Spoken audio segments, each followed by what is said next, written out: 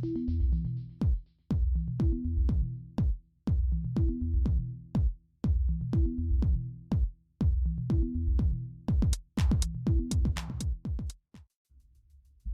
man has a lot to say about Scottish football, but has never been to a Scottish football game in years.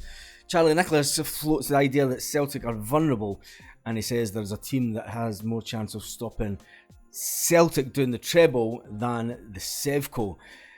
Oh, Charlie. Nobody's going to stop Celtic doing the treble, let's be honest here. Jota's been talking to the press. Jota's been talking about the fact that he likes DJing as a hobby, and he's talking about his passion outside football.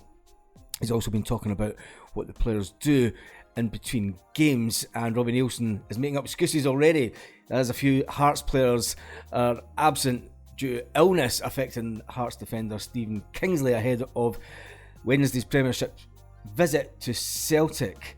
And we'll go to the comments section. Make sure you give the video a big thumbs up. We're going to target 300 thumbs up again today. The comments were amazing yesterday. There was loads of comments. We'll go into the comment section and see what you were saying in the comments. I'll try and get as much as you in the comment section today as possible, because that's what this channel is all about. It's about your view. It's about the one Celtic fans view, and we're all Celtic fans. So back to Charlie friggin' Nicholas. Charlie Nicholas is a Postecoglou, he said, has already lifted the Vidplay Cup and is on course to claim the Premiership title, but he has a theory. He's written off Rangers as title contenders and even writes them off for winning the Scottish Cup. But he says there is a team that could stop Celtic winning the treble. Charlie Nicholas declared that Hearts... Fucking Jesus, aye. On you go, Charlie. Jesus. Oh, man. He says that Hearts are the biggest threat to Celtic hopes of lifting the treble this term. He's wrote off Rangers' silverware hopes. Robbie Neilson have a chance to put a major dent in Ange Postecoglou's hopes of a clean sweep of domestic silverware this season, but Charlie Nicholas admits he saw weak points in Celtic during their rout of St Mirren. You've seen weak points, come on. Charlie, go. You look at the players that we can bring on. Right, go and tell me where there is a weakness on the pitch. If there's a weakness on the pitch, it's maybe that a player maybe loses concentration, maybe makes a little mistake, there's a bad pass. That's not weaknesses. That happens in every game. You look at the English Premiership the other day, you know, Man United got absolutely mauled by Liverpool. And you get all these people saying that it's the best league in the world, and they spend all this money, and for Man United to get absolutely mauled like that was just unbelievable. But anyway, I don't really watch a lot of English Premiership, but I could be doing it in the future. But Nicholas went on to say there would be exploit openings during the double header, he claims. Charlie Nicholas, he says the classes with Sevco look after themselves. Obviously they do, Charlie. We have to beat them. It's as simple as that. But Nicholas went on to say in his Daily Express, he says, hard tackling Hearts this weekend are the biggest threat to Celtic's treble hopes. And he says that Ange Postecoglou really needs to beware of Hearts. He sees Hearts can still catch Rangers. They can't start. He's talking just garbage. Anyway, that's enough of Charlie Nicholas. Let's get to the main man, Jota. Jota says, what will I say? He keeps himself to himself. Somebody actually had a go at him because he accidentally slapped a linesman. And most of Scottish football fans, well, most Celtic fans would love to slap a linesman or two. But we can't say that because remember, Hugh Dallas got a £50 coin to the head years ago. And we do not condone violence on this channel. So that is not an excuse to have a go at any official, Masonic or not. Anyway, Jota went on to say, we don't think about the next game until the next day in training. There's no point in us looking to the future when we're still in the present, which is a fantastic way to look at life, actually. No, there's no use worrying about things that haven't happened yet or things that are in the future. So if you're watching this video and you're struggling with something that is really out of your control, just drop it. Anyway, Jota went on to say, let's try and enjoy these beautiful times as much as we can. We can't take it for granted, and that is very true. As a football player, you can't take anything for granted, and the work ethic that goes in behind the scenes to Celtic and the backroom staff, they really need an applause. I mean, a lot of people a few years back were saying that John Kennedy should get out of the club. John Kennedy is going to be one of those mainstays, exactly like what Tommy Burns was. Tommy Burns was always there at Celtic and was always in the background. You've got to remember, Kennedy and his family are Celtic through and through, and I think in the future he will be looked on as one of those Celtic greats that are still in the background. I mean, with Danny McGrain's still in the background of the club as well, and also I think a lot has to be said about our backroom staff and what they bring. Anyway, we're totally digressing on this video, and let's jump over to the comments section and see what you were saying yesterday. There's absolutely loads of comments. I love the way that everyone interacts with the channel. It's brilliant. So first up is We Would Never Sell Our Club. Says Bada is underrated and an unsung hero and should be in the starting 11 in certain games.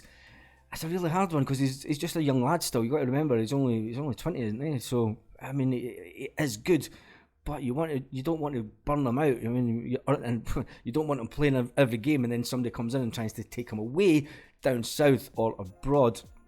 Malcolm McKinley says, from the northeast of England, I watched the game yesterday, that's obviously at the weekend. Just before we watched the Liverpool demolish that other team, a couple of guys not interested in the SPL made comments about the time it's taken VAR, suggesting that it is very one-sided and that Scottish football will remain very poor, second to the EPL, with poor decisions that are being made.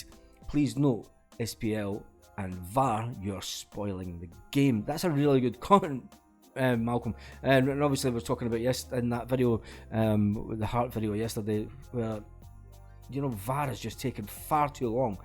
And is it the case that the linesmen and the referees are incompetent, or is VAR just dictating?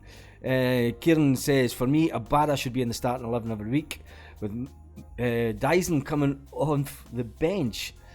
Controversial, especially on wee pitches. Yeah, that's fair enough, Kieran. This is what do you think of that? Tell me in the comments. Mappy says that in the spirit of the game, which penalty claim deserves more to be given? Taylor's handball or Dunn's stop to Kyogo? I'll let you debate that out in the comments. Tim Annan says Haksabanovic needs more starts.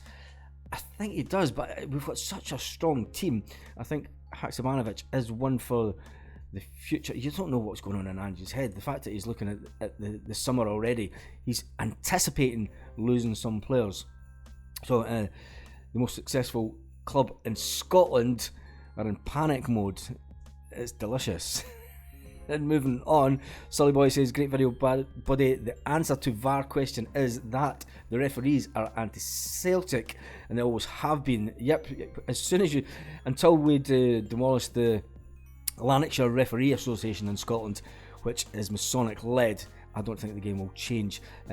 Jerry says, I hear everyone saying it's O's first goal he scored for Celtic, but the cup game, yep, he scored in the cup, but it was his first league goal, and I think that's what we were saying. And Lee Morrison said, honestly, on the handball rule, I thought it was a penalty because of what I've seen before given against Celtic.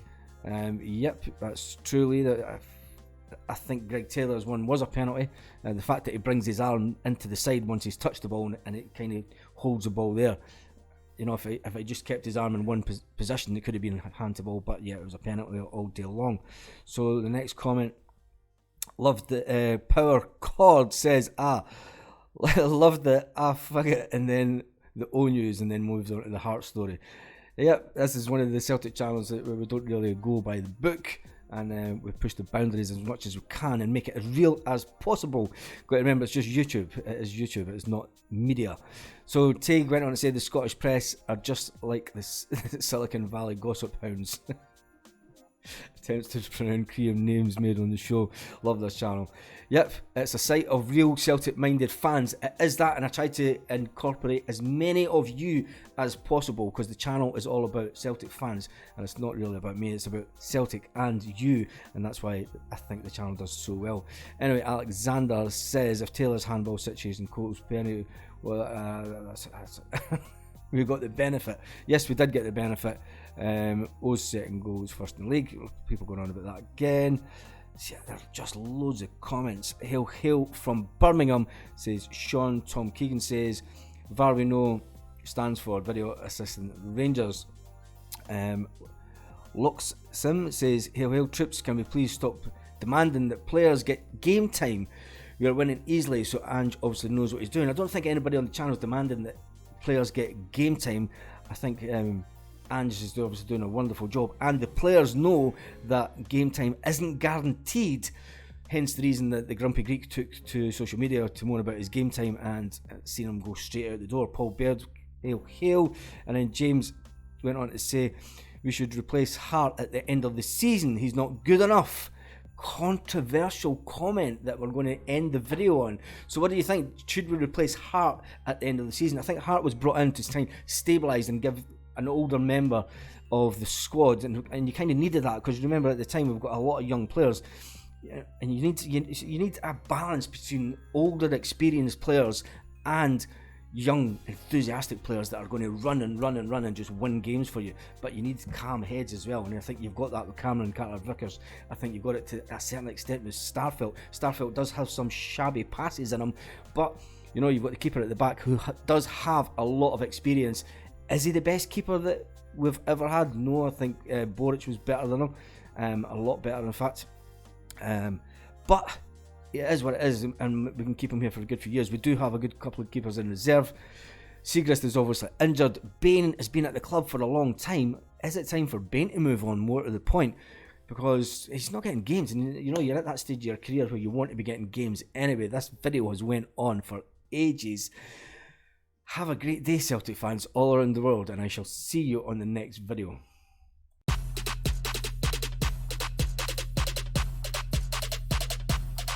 Lit. Roll up to the party, roll up to